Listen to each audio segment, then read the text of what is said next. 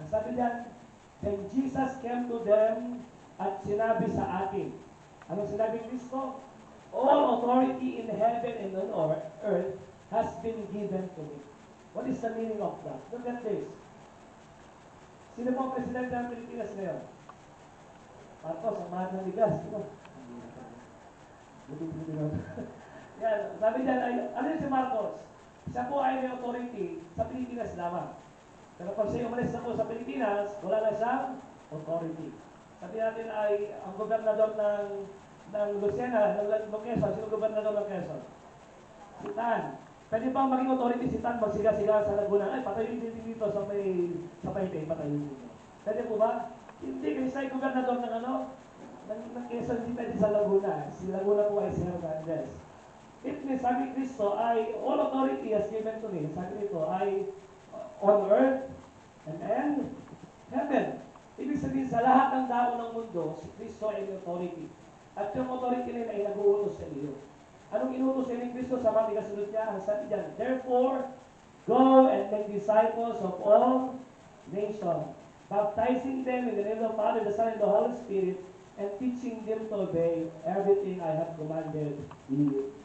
So may question yan, Pastor Panchi. Meron po dyan ano yung mga verb. Ano ba yung mga verb? Mga umilipad yun. Verb ba yan? Verb. Ano yung mga verb po dyan? Action word. Look at this. Ano yung mga action word dyan? Go.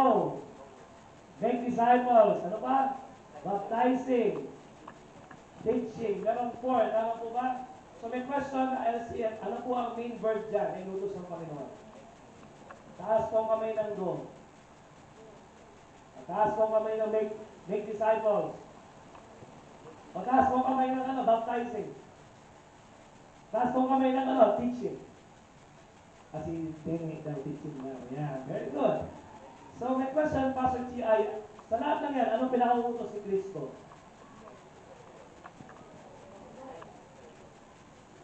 Hindi mo kasabihin doon may disciples. Ha? Ang pinakautos ni Kristo dyan ay iisa lamang. Ano yun? Make disciples. Why? Kasi kung go, baptizing sa teaching, sa po ay supporting class lamang sa main word. Bakit? Paano magdidisipulo? Paano mag-make disciples? You need to go. Paano mag-make disciples? Mag-baptize ka. Paano mag-make disciples? Magturo ka. Nawala po ba natin? The main verb sa text dito ay make disciples. So, ang inutos si Kristo sa ating mga Kristiyano, walang iba kundi mag-make disciples, gumawa ng tagasunod, hindi taga-merienda lamang sa church. Sumunod ng gumawa ng tagasunod at hindi tiga-ingay sa church. Kundi tayo po lahat, it means, sabi lang, and Jesus came to them. Hindi sinabing, then Jesus came to Pastor J. Mark.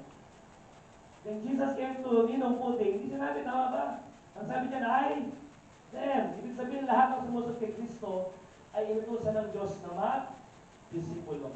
Ibig sabihin, ang pagdidisipulo, pag-share ng gospel, hindi lamang trabaho ng pastor, hindi trabaho ng leader ng church, kundi lahat ng membro ng church, obligadong mag-disipulo, sapagkat yan ay utos ng Diyos, hindi sa pastor, hindi sa leader, kundi utos ng church sa lahat ng sumusunod sa Kanya.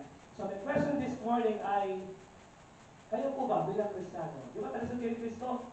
Kayo po ba yung nagdidisipulo? That's my question. So kung hindi, ay hindi mo sinusunod yung utos ni Kristo. Tama po ba?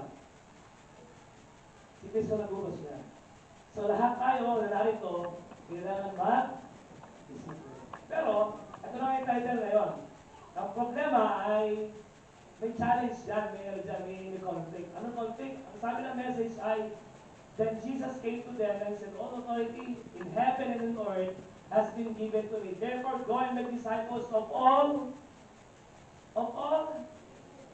lahat ng bansa. Wala ka namang wala ka pang ticket papuntang abroad eh. Wala kang visa. So my question ay, that is the challenge this morning. Paano mo gagawin tumulong sa pagdidisipulo? Ay utos ng Diyos hindi lamang sa Lucena, kundi sa bawat sulok ng daigdig. Ito mahirap Tigas nga lang 60 na, ticket pa kaya Mahal. So may question Pastor Panchi, ay paano natin magagawa na mag-disciples of all nations. At ayan po pag-uusapan natin this morning. Okay, magandang 4 lang ang pag-uusapan natin. And then, mag-closing prayer na tayo, uuwi na tayo. Okay? Number 1 is, to face the challenge, we need to know first, next slide, is the scope. Ano ba yung scope sa Tagalog? Ano ba yung scope sa Tagalog? Ano ba yung scope? Tama, tama. Ano, sa mga Tagalog po dyan, tawag po ng scope ay saklaw. Ibig sabihin, ano mo yan, ano ba yung sinasaklawan nitong mabuting balita? Parang ganito, no? Bago ka gumawa ng bahay, tatansyahin mo muna kung gano'ng kalaki yung lupa, gano'ng kalaki yung paglalagyan mo. Tama po ba? Gano'ng karami ang iisipin mo, gano'ng karami ang pupunuin mo. You need to know the scope first. So ano po ba yung scope ng discipleship making? Look at this. Verse, sabi ng verse dito, basahin po natin. Next slide. Acts 1:8. Sabi ng Bible ay, but you will receive power when the Holy Spirit comes on you, and you will be my witnesses in Jerusalem, and in all Judea, and Samaria, and to the ends of the earth. So meron diyang 4 na binanggit. Ano yung una? Jerusalem. Pangalawa ay Judea. Pangatlo ay Samaria. At yung muli ano po? So Pastor J.R., what is the meaning of that? Kaya mong natin inutusan ng Panginoon, that is the scope ng mag-disciple, kasi scope na yan. So, saan yung Jerusalem? Tindahan ba ng gamot yan? What is the meaning of that? Explain ko po sa iyo makakagawa ninyo. Itong Jerusalem, sa panahon ni Jesus Christ, kunyari si Kristo tigano sena. Okay? Si Kristo, parang ganito,